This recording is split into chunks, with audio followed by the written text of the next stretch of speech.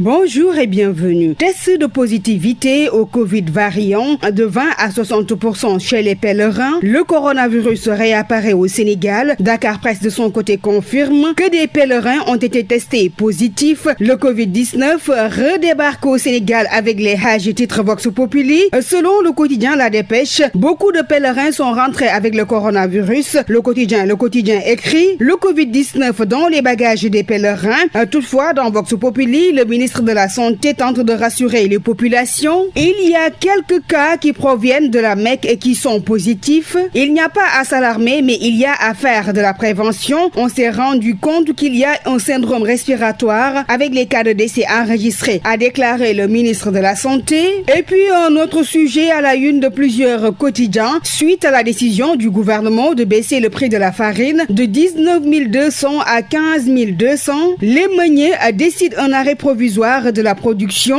L'Observateur affiche en une: l'État a du pain sur la planche. Arrêt de production de la farine à partir de ce lundi. Les meuniers du Sénégal refusent de vendre à perte, lit-on. Dans le quotidien Dakar Times, les meuniers engagent un bras de fer, informe 24 heures yéenekaay. D'ailleurs, GMD, Sédiments et compagnie arrêtent la production de farine, nous dit le Dakarois. Le mal est dans la farine, barre Réumi Quotidien. Pendant ce temps, Aliou Ndoye, dans l'antenne quotidien, pense que cette baisse des denrées de première nécessité, ce ne sont que des mesurettes. L'invite de Aliou Ndoye à lire dans Grand Panel. Parlons de restructuration politique. L'évidence nous fait savoir que le FDS Les Guelwaars dissout ses instances et réaffirme son ancrage au sein de la mouvance présidentielle. Toujours en politique, absence de libéraux dans le gouvernement. Diomaye clôt le débat, titre le quotidien L'Indépendant. Journalisme et politique au Sénégal, quelles limites, s'interroge l'enquête quotidien. En effet, la transition vers la politique, c'est devenu une vraie tendance chez les journalistes. Selon Racine Talla, le militantisme est au cœur du service public. Yakham Mbaye estime que c'est la double casquette. Pour Bougane Gueye, c'est une double posture assumée. Loi d'amnistie de 2024, Mimi Touré plaide pour sa suppression, souligne Révélation.